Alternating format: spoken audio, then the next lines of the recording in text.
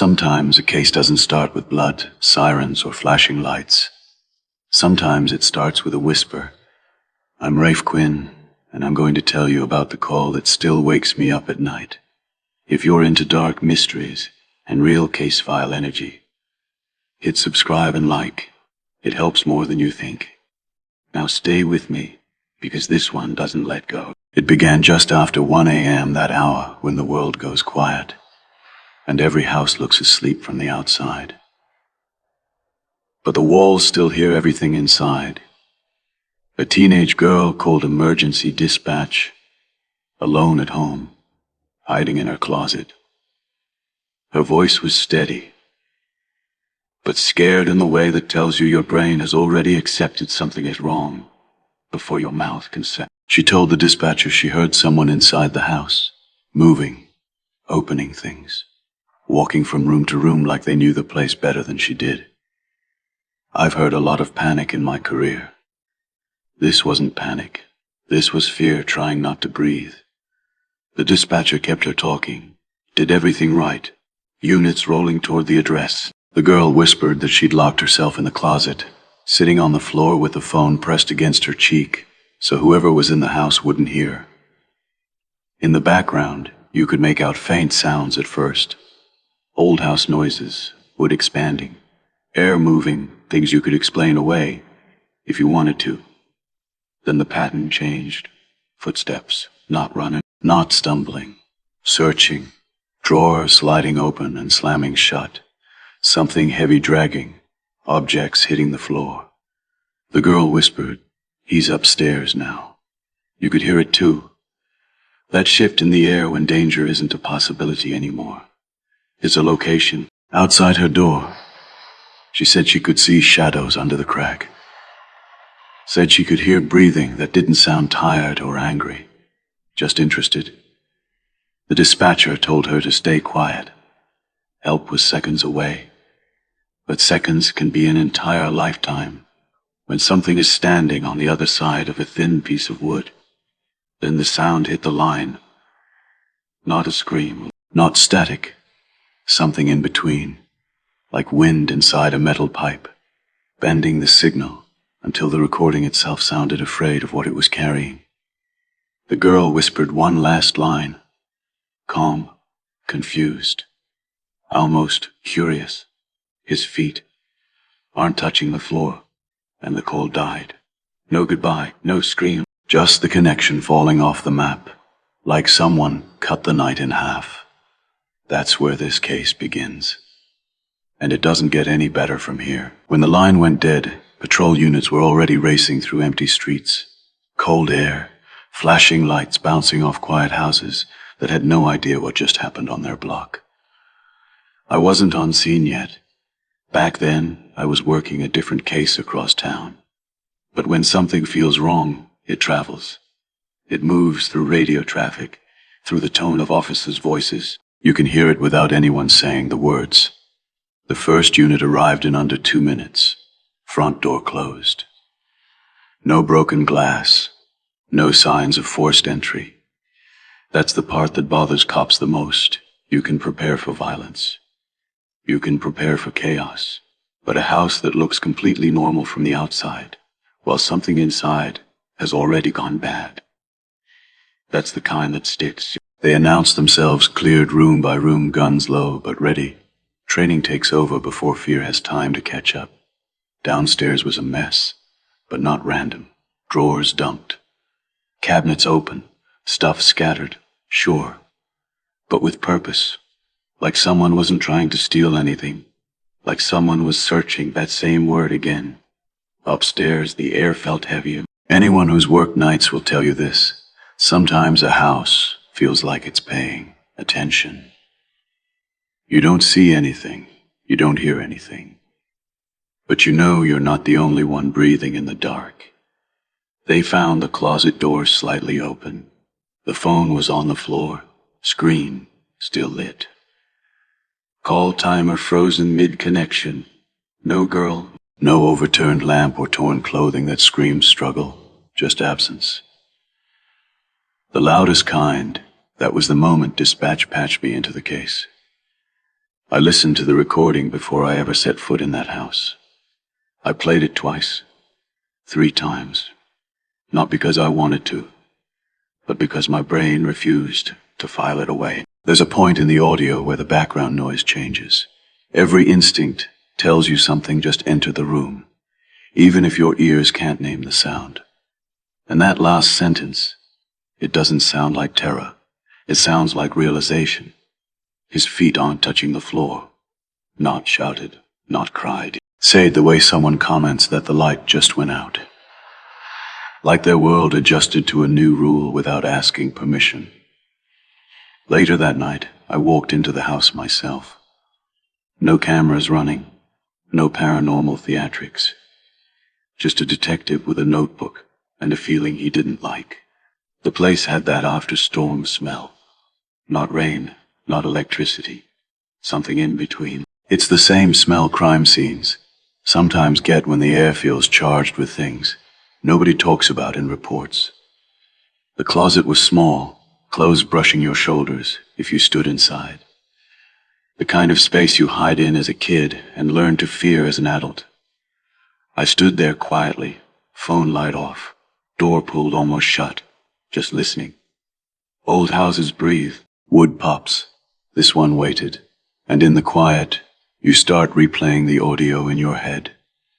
You imagine what she saw in the thin crack of light under the door, the shadow that didn't match normal height or movement, the sound of something moving wrong in a world where gravity has rules we all trust. That's when my radio chirped. An officer downstairs said something that made my throat go dry. "Detective, there's no footprints in the dust. Not hers leaving. Not someone entering. Nothing." It was like the house swallowed her without opening its mouth. That was the moment I stopped thinking about intruders and started thinking about something that doesn't need doors at all. Move when you're ready. When a person vanishes, you usually have something to chase. A footprint, a camera angle, a neighbor who saw a car they didn't recognize. This time I had none of that. Just a house that felt like it was pretending to be empty, and an audio recording that didn't want to be understood. I took the phone from the closet into the living room and sat at the edge of the couch. Officers were still moving around quietly, trying not to disturb anything. Nobody raised their voice. You don't shout in a place like that. You feel like you're waking something up. I played the recording again. At first it was just breathing. Hers, soft and careful. You could hear the way she was trying to disappear into herself. Then the sounds inside the house rolled back in. Something moving through rooms with confidence. Like it wasn't guessing where things were. It already knew. What stuck with me wasn't the noise of drawers or furniture scraping. It was the rhythm. Whatever was in that house had a pattern. It searched each room the same way, like it was following an invisible checklist. Left side, right side, closet, pause, then move on. That's not drunk. That's not lost. That's intention. I boosted the volume and listened for the thing nobody ever thinks about. What you don't hear. No labored breathing, no shoes, no fabric swish of clothing, just weight moving through space without the sounds a body should make. Then there was a soft thud like pressure against the wall near her hiding place. You could hear her suck in a breath and try not to exist. A long pause followed by the strangest part of all, silence that felt occupied. That is different from normal silence. Real quiet has space in it. This kind doesn't. It presses in on your ears like water. That's when the distortion started. Not the kind you get from a bad signal. I know those. This was deeper. It crawled into the microphone and bent it until the sound came out warped. Almost like multiple voices stacked together. None of them speaking words. She said the line right after that. His feet aren't touching the floor. No scream, no crash, no struggle on the audio.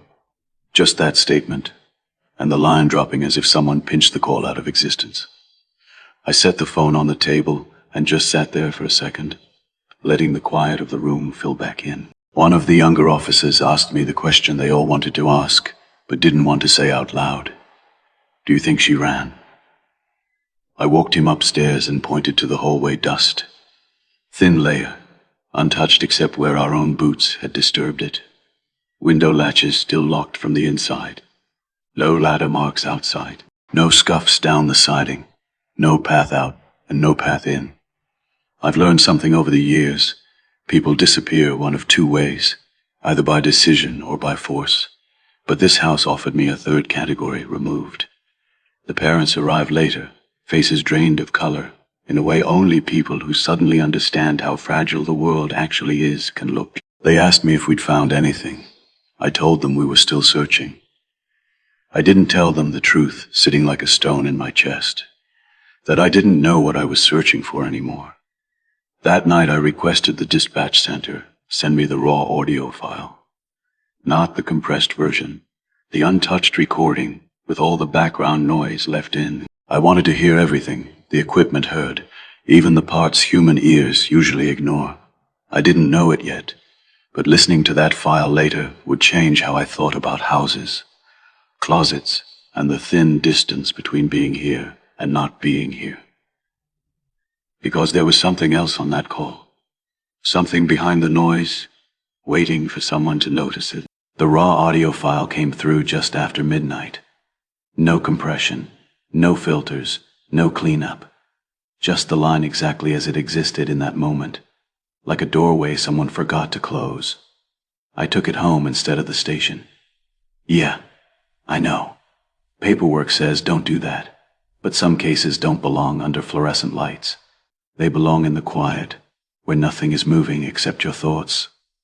I sat at my kitchen table, laptop open, room dark except for the screen. City noise far away, old pipes clicking every now and then like the building was listening in. I hit play, saw me beginning as before, her breathing, the soft shift of the phone in her hand, the small sound of someone trying not to exist. Then the movement, drawers, furniture, controlled chaos. But this version had layers the earlier copy didn't. There were faint tones underneath the noise. Not electronic hum, not interference, something else. I slowed the recording down. That's when I heard it. Under the scraping and the footsteps, that weren't footsteps, there was a pattern. Not words in English, not language at all, just a low rolling cadence like someone humming through their teeth on the other side of a wall. It wasn't coming from the girl, and it wasn't coming from any room the microphone should have been able to hear. You ever feel sound in your chest instead of your ears? That's what it was like, a presence, not a noise. Then came the part where whatever was in that house reached the second floor. You could hear the change in distance by the way the air shifted across the mic. Not closer because of footsteps, closer because the space between it and her got smaller without crossing it. No floorboards complained, no weight transferred, just nearer. When the distortion spikes, most people think that's the scariest part. It isn't. The worst part is the second before it happens. That tight pause where the house holds its breath, like it knows something is about to cross a line. And then she says it. His feet aren't touching the floor. I stopped the audio right there and leaned back in my chair. People don't invent specific details in moments like that. Panic makes you general. You say things like, something's here, or I see something. Clarity under fear. That usually means they're describing exactly what they see. I rewound 5 seconds and listened again. There it was. Another sound hidden inside the distortion. Not loud, not obvious. Almost polite too, small clicks, evenly spaced. Like fingernails against wood, not scraping, not clawing, testing. That was enough for me. I closed the laptop and sat in the dark for a minute, staring at my own hallway like it might stare back. The next morning, I went back to the house alone. I told the uniforms outside that I needed quiet time inside for notes. They didn't argue. Nobody wanted to go back in anyway. You could see it in their eyes. They were glad someone else was taking the weight off them. The place felt different in daylight, less threatening, more emptied. Not empty, emptied. One means nothing's there, the other means something was here, and now it isn't. And the walls remember. I went into the bedroom where the girl had hidden. I sat on the floor next to the closet, just like she probably had, back against the wall, phone in my hand, screen darkened, and waited. No voices, no footsteps, no floating anything, just that same quiet that feels like it's watching. You decide how long you're willing to sit with it. I whispered the line out loud, just to hear it in the air. His feet aren't touching the floor. For a split second, the house creaked in response. Not loud, not dramatic, just enough to feel like acknowledging the sentence. I don't scare easy. Years in this job train that out of you, but fear isn't always a jump out of your skin thing. Sometimes it's slower, colder, like realizing the rules you trusted might only apply when something else allows them to. I left the room with one solid thought burning in my head. Whatever was in that house wasn't breaking in. It wasn't entering at all. It was already there. The official search went on for days. Dogs brought in, drones over the neighborhood. Neighbors questioned until their stories matched from exhaustion alone. Nothing. That word shows up a lot in missing person files. It sounds small, but it weighs a ton. It means the world kept moving while someone simply stopped existing in it. I stayed with the case longer than I had to. Call it stubbornness. Call it instinct. Call it a promise I didn't know how to make out loud. There was one room in that house I kept coming back to, not the closet, the hallway. It was narrow, walls close enough that you could brush both sides if you lifted your hands. Photos lined it, families smiling from summers and birthdays, frozen versions of people who had no idea what would one day happen in the same space. The dust on the floor told the truth, better than any of us could. No marks, no streaks, no smudged patterns of feet running or being dragged. Just a thin, perfect layer, except for 6 small ovals near the wall. Not footprints, not shoe prints. Just pressure marks, evenly spaced, low to the ground. Like something had touched down for a moment, then remembered it didn't need to. I didn't mention that part in the briefing. You learn what to keep off paper, not because you're hiding anything, because words like that break the room before you're ready to hear them out loud. The family asked if the house was safe to stay in. I told them the truth the way detectives have to tell the truth when the truth isn't helpful. We haven't found anything that suggests ongoing danger. They heard the words. They didn't hear what I was thinking. Danger doesn't always need to stay. Sometimes it only needs to come once. That night I drove home with the recording still playing in my head. Not the girl's voice. Not the distortion. The silence. The occupied kind. The one that doesn't echo. I didn't sleep much. Around 3 a.m, I sat up in bed with a thought so clear, it felt like someone had put it there. Whatever she saw wasn't standing in front of her. It was above her, not high, not near the ceiling, just not obeying the same rules she was. Close enough for her to see the gap between its feet and the floor. Close enough to know that gravity wasn't invited. The next day I went back to the dispatch center and asked to sit in on the call from their side. The headset audio, the clicking of keyboards, the ambient room noise. Sometimes you don't just listen for the voice. You listen for how the world behaved around it. The dispatcher who took the call was still working that shift. She had that look in her eyes people get when something followed them out of a room and won't leave, even when they change buildings. She told me she still hears the girl breathing sometimes when the line is quiet. Like the call didn't end. Like it's still circling the system, looking for somewhere to land. I didn't write that down either. Before I left, the dispatcher asked me a question. Detective, do you think she was alone in that house before that night? I didn't answer right away, because I'd been thinking the same thing. Some houses don't get invaded. Some houses host, and whatever was hosting there didn't break anything, didn't steal anything, didn't rage or demand or warn. It just chose. Then it left a silence so heavy, the walls still bow under it. I stepped outside into daylight, into car noise and wind and normal life, continuing like nothing had happened. But once you've heard a voice say his feet aren't touching the floor, normal stops being a place you can live full-time. Some cases end on paper before they end in real life. This one didn't end at all. A week passed. The official search thinned out. News trucks moved on to fresher tragedies. The house went quiet again in that way only places touched by fear can go quiet. I went back one more time, not for procedure. For myself, midnight, no backup. Just me, a key, and a case that didn't want to be filed. There's a different kind of dark inside a house than outside. Outside has moonlight, distance, places for the mind to run. Inside, walls keep your thoughts close. They bounce back at you. I stood in the entryway and listened.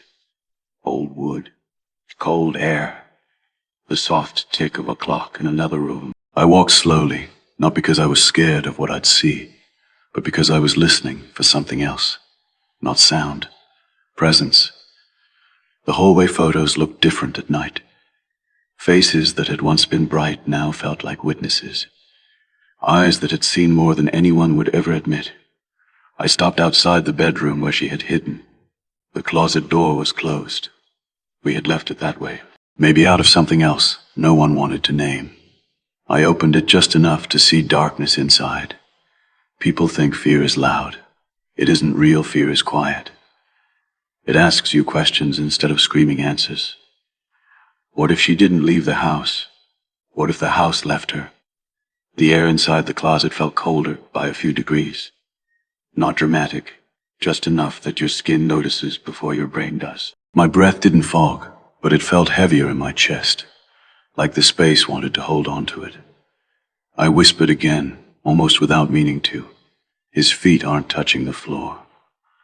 Nothing moved, but something changed. It felt like the room stopped pretending, like whatever had been hiding behind normal life for all those years finally allowed itself to be exactly what it was. Just for a second. Not human. Not ghost in the way people like to think of ghosts. Just wrong. A weight above me, not on me. Close. Close enough that the small hairs on my arms lifted. Close enough that I had the sudden, clear image of something hanging there in the dark space just above eye level, studying me the way a person might study an insect under glass. No anger, no hatred, just curiosity. And then it was gone, not walked away, not faded. Gone like a thought you were about to speak, but forgot in the second before it reached your lips. I closed the closet and stepped back into the hallway. The house felt lighter, but not safer. More like something had finished what it came back for, and didn't need to stay any longer. Driving home, the roads were empty. Street lights blurred past in long amber lines. I didn't turn the radio on. I didn't want other voices in the car. I kept thinking about gravity, about rules we never question, because they've never failed us before. About how fragile those rules are if even one thing decides they don't apply anymore. People ask me sometimes what case changed me. It wasn't the loud ones, not the crime scene tape, not the sirens, not the courtroom endings. It was a girl in a closet who whispered the truth of what she saw, and a house that knew how to keep a secret. I thought leaving the house would help. It didn't. The case didn't stay there. It came with me, quiet and patient, the way cold air follows you in from outside and refuses to warm up. A couple nights later, I was home with the file open on my table. I wasn't really reading anymore. I was just sitting there, replaying the call in my head, the last sentence looping like a song you don't like but can't turn off. My phone rang. 1:13 a.m., same window of time. Same feeling in my chest, like the world had tilted a few degrees without telling anyone. No caller ID, just a blank line asking to be answered. I picked up silence. Not empty, not accidental. It felt like another room was on the other side of the line, not a person. The kind of silence that listens instead of fills space. I waited. Years on the job teach you that if something wants your attention, it will eventually tell you how.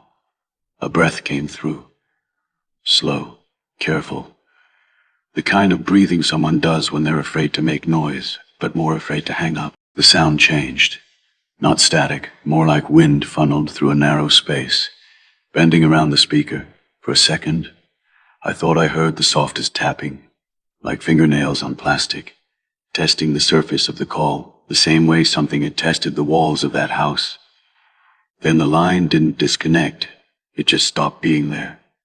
The call log showed nothing, no missed call, no incoming number. Like my phone had imagined the whole thing. But my nerves hadn't. The next day, I took the raw recording back to the techs and asked them to stop looking for words and start looking for patterns. Not human speech, frequency behavior.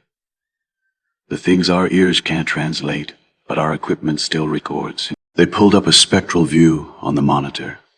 There it was, a low band pulsing through the distortion, not random, not environmental.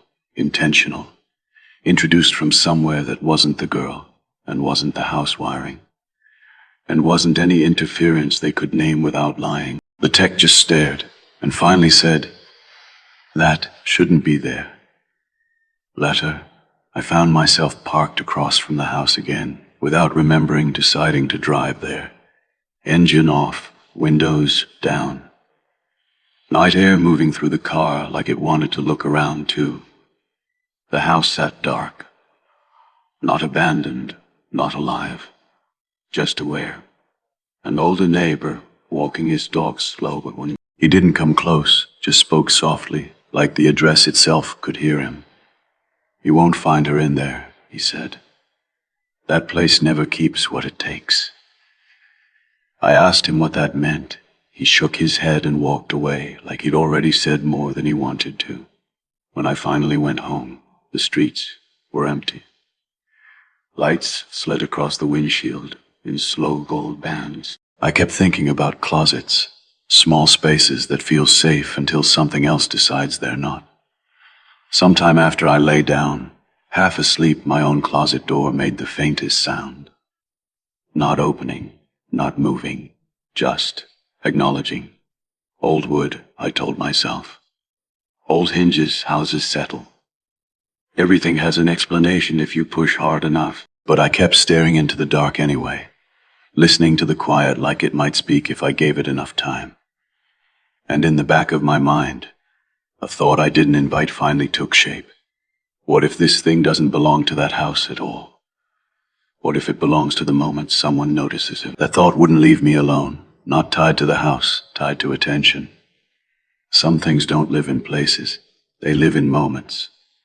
The next day I pulled everything again, reports, statements, radio logs, not looking for clues I'd missed, looking for patterns in the people who heard it, who felt it, who noticed the shift in the room before anything actually happened. The dispatcher, the first responding officer, me, every single one of us, had the same detail we couldn't explain.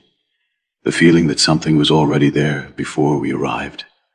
That afternoon, I went back to the girls' room, not to search, to stand, to listen to where silence decided to sit.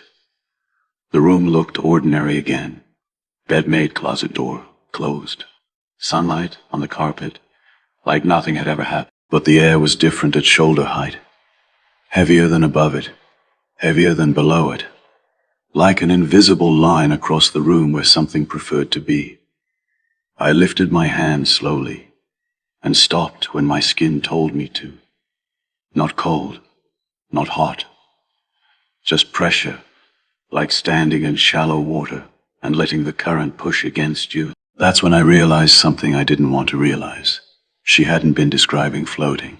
She had been describing proximity.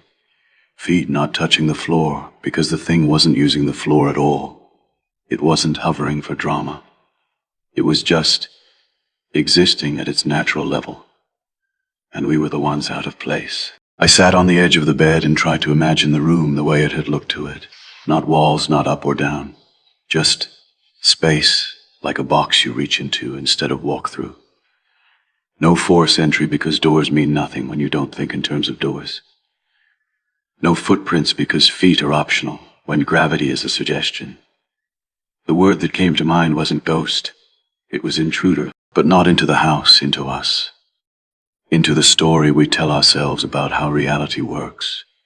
I checked the closet, not opening it all the way, just enough to see the thin slice of darkness inside. Closets are strange things. We build them as storage, but we treat them like mouths. We shut them carefully.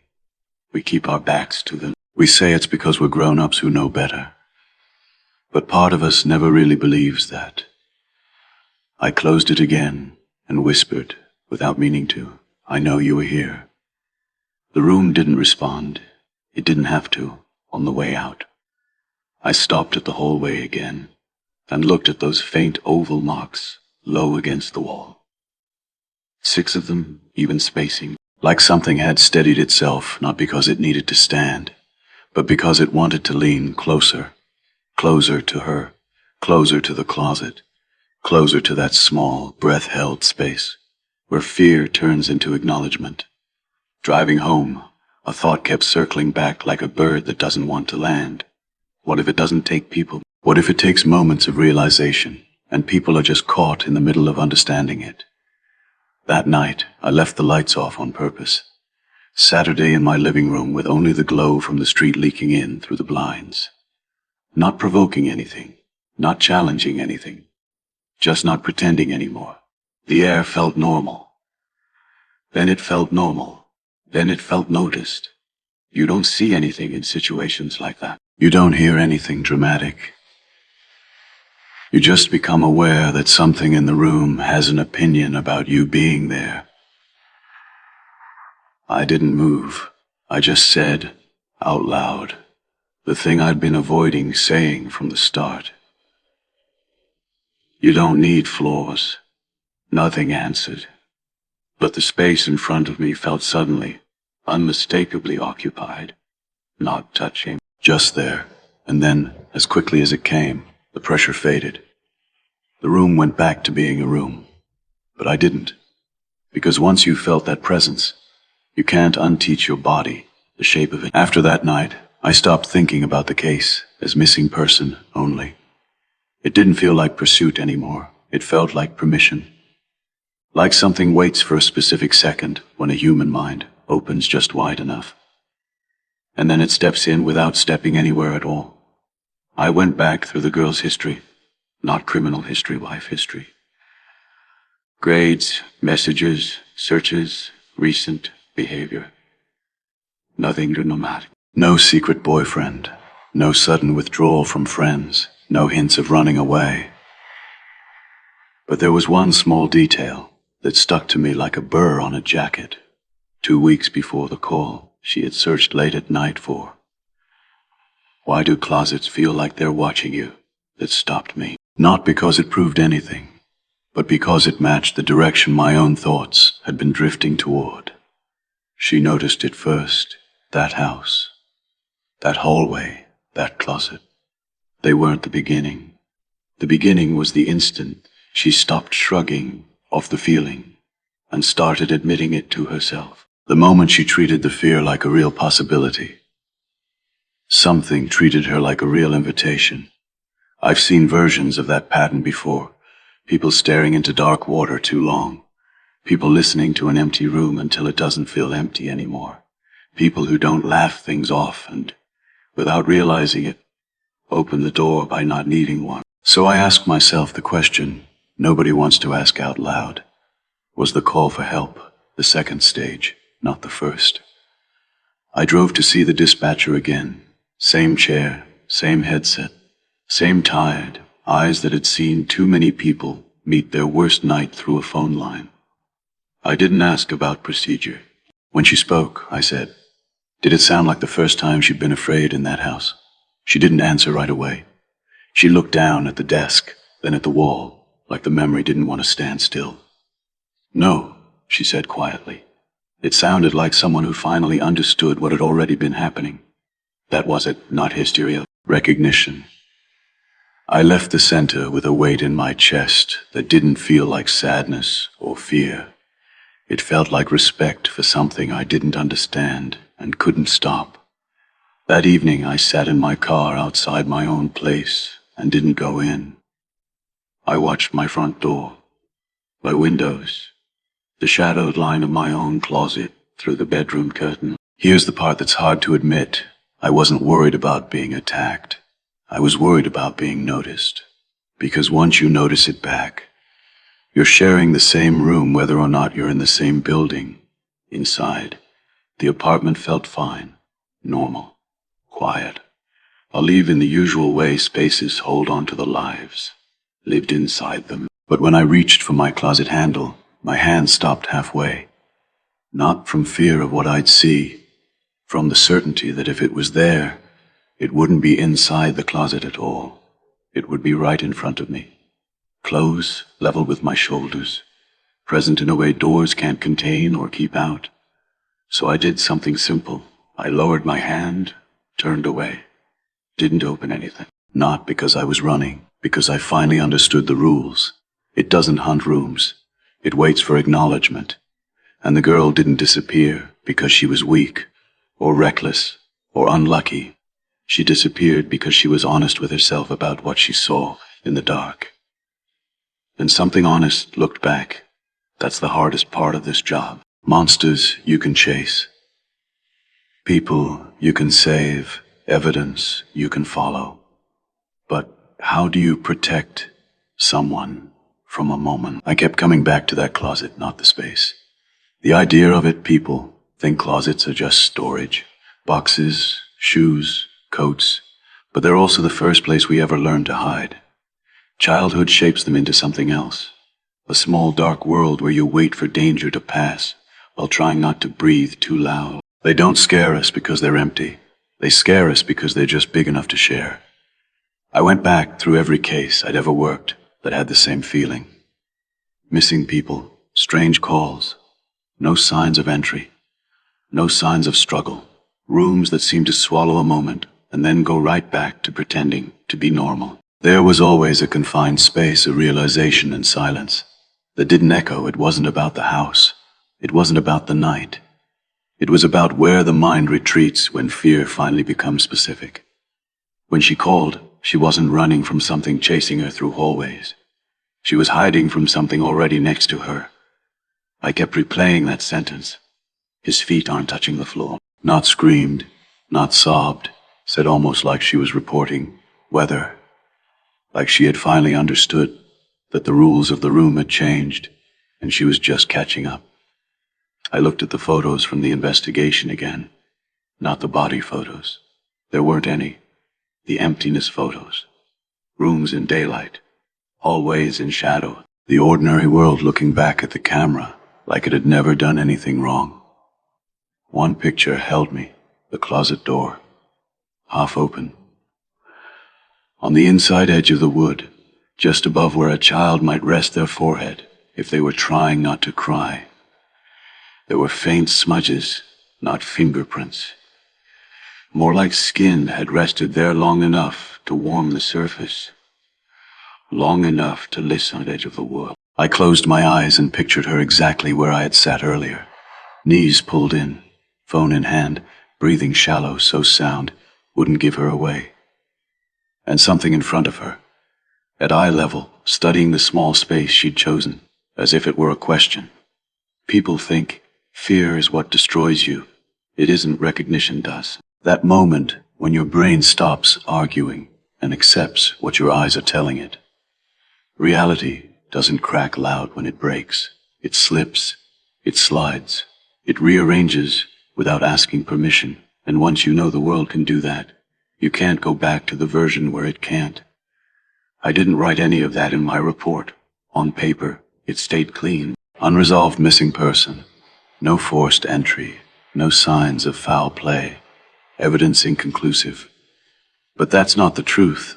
The truth is this. Whatever she saw didn't have to break in, didn't have to chase her. Didn't even have to mean harm.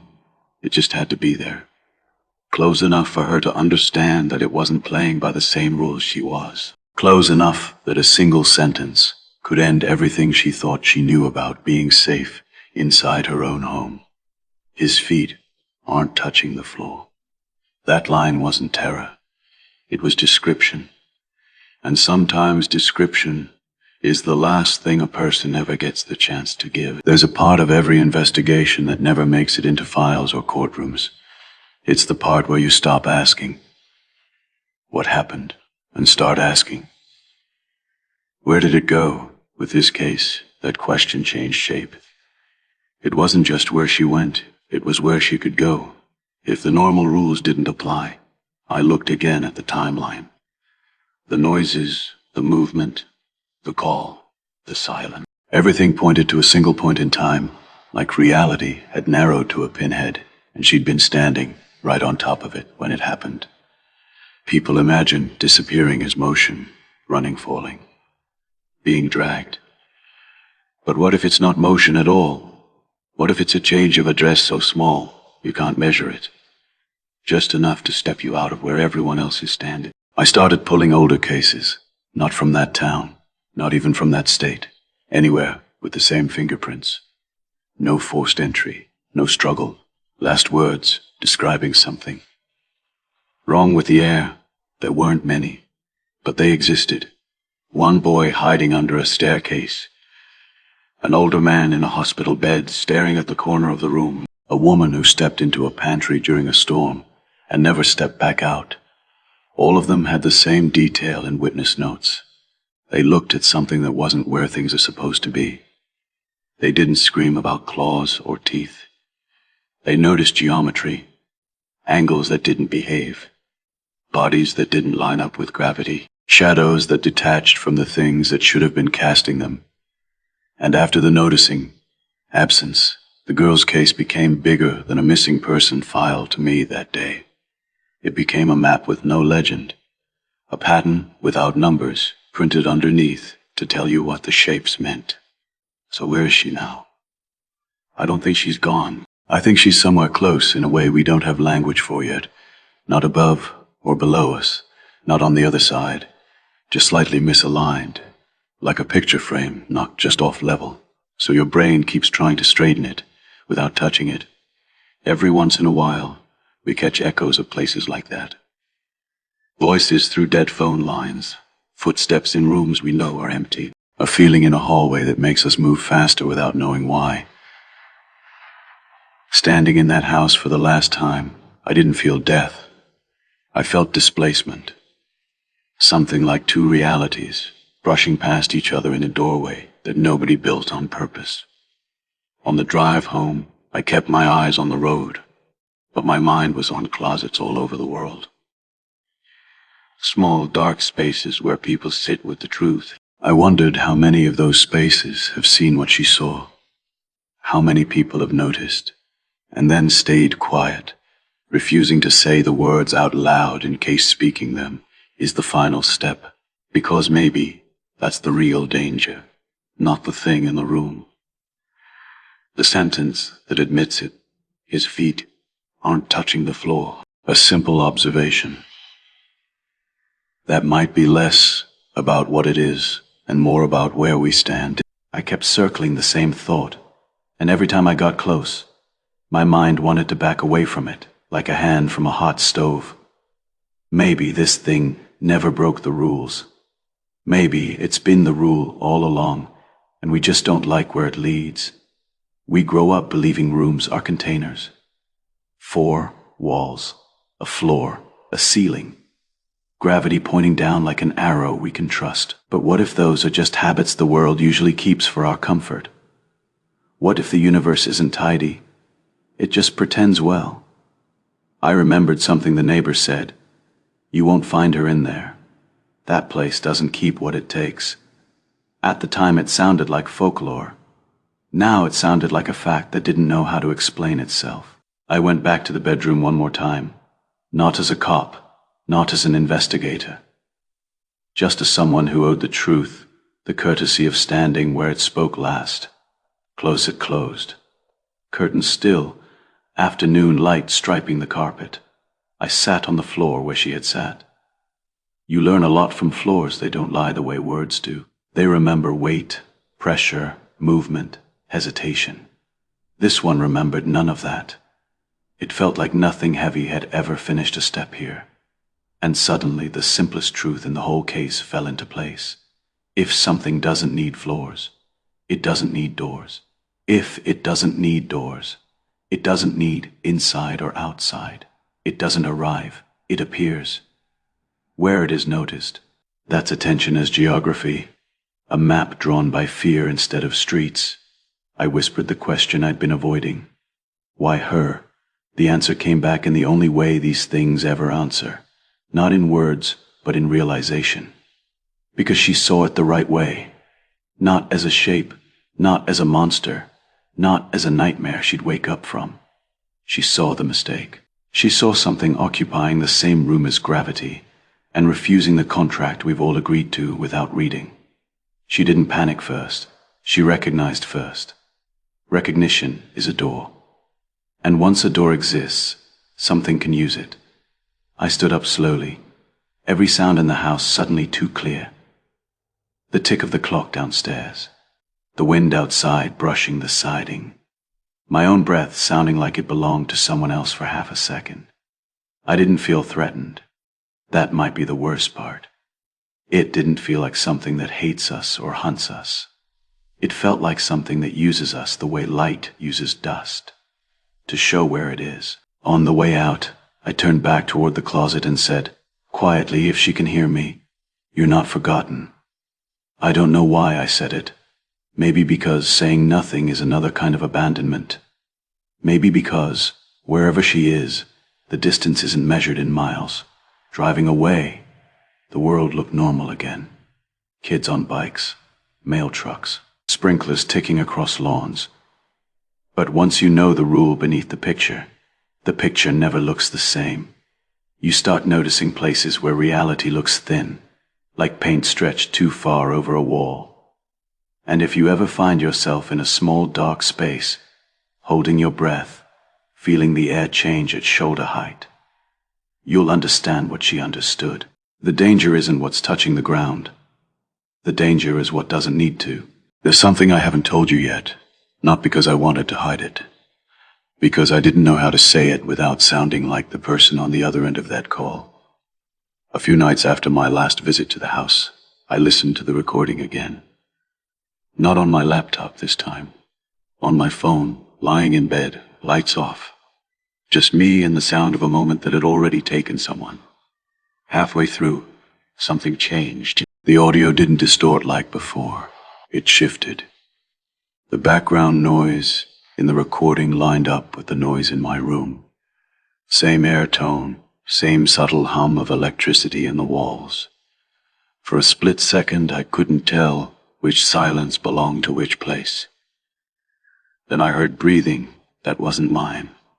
Not through the speaker in the room. Close level with me, that same shoulder hate pressure in the air, like something existed where nothing should.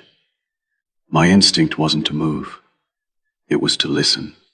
That's how you know something has already crossed a line inside you. You stop thinking about escape and start thinking about understanding. I said quietly, "I know you were in that house." Nothing answered. But the air seemed to settle around those words like they'd landed on something instead of just drifting away. I didn't turn on the light. Not out of bravery. Out of respect. It left after a minute. Or maybe I just stopped feeling it. I don't know. Time behaves strangely when you share space with something that doesn't measure it the way you do. The next morning I checked my phone out of habit. New voicemail. Unknown number. 10 seconds of silence. Except it wasn't silence. If you listened carefully, you could hear the faintest sound, like someone shifting in a small space, trying not to make noise. Not crying, not calling for help, just existing somewhere they didn't expect to be. I didn't play it twice. Some things don't like being chased back. I kept thinking about something simple. Maybe she never left the room. Maybe we did. Reality doesn't need to crack open dramatically. It can just lean, tilt a degree or two, and suddenly you're standing somewhere almost the same as the world you recognize, but not close enough for anyone to reach you. I went back to the street one last time. Not inside, not across the threshold, just outside, leaning against my car, watching the quiet house sitting under an ordinary sky. Kids rode bikes past it. Delivery truck rolled by. Someone watered their lawn across the way. Life didn't care what happened there, but the house did. It had the look certain places get after something unexplainable passes through. Not cursed, just aware that the world isn't as sealed as people hope. The parents eventually moved. I don't blame them. Some walls are too good at remembering. I helped pack boxes, stayed until the last day. Before I left, I went upstairs alone and opened the closet. Empty. No cold blast. No voice. No entity waiting with patience, older than the building. Just 4 walls and a bar of hangers. But I placed my palm against the inside frame, right where those faint smudge marks had been. The wood felt warmed, like someone had been leaning there recently. Forehead resting the way you do when you're trying to believe your own thoughts. For the first time since the case began, I didn't feel fear, I felt sadness. Not for what took her, for where she might be, close enough to hear us, far enough we can't hear back, trapped not in a place, but in a misalignment we don't have tools to fix. As I closed the door, a simple, irrational thought crossed my mind. What if closets aren't places we hide from the world? What if they're places the world hides from us, just enough to keep its edges from showing? On my way out, the hallway light flickered once. Old wiring. Probably. I keep the case file in the bottom drawer of my desk. Not because I think I'll solve it someday, but because I don't like the idea of it being boxed up in some basement where nobody remembers her name. People ask me sometimes if I believe in the paranormal. I tell them belief doesn't matter. What matters is experience. And there are things you experience that don't ask your permission to exist. Here's what I know.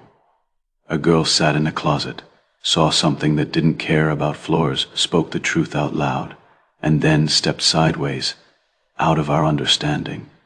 No broken doors, no footprints, no struggle, just recognition, and then absence. And every once in a while, when a phone rings late at night from a number that doesn't stay in the log, or a closet quietly adjusts its hinges in the dark, I think about how thin the line really is between here and almost. Here, if you are hoping for a neat ending, I can't give you one. There's no moral, no twist solution. No villain to put in handcuffs. There's just a sentence. The last thing she ever said, simple and accurate in a way most final statements never get to be. His feet aren't touching the floor. If you ever find yourself in a quiet room and realize the same thing, don't rush to turn on the light. Not because it will save you, because in that moment, for the briefest second, you'll understand exactly what she understood. And that understanding is the true crossing point.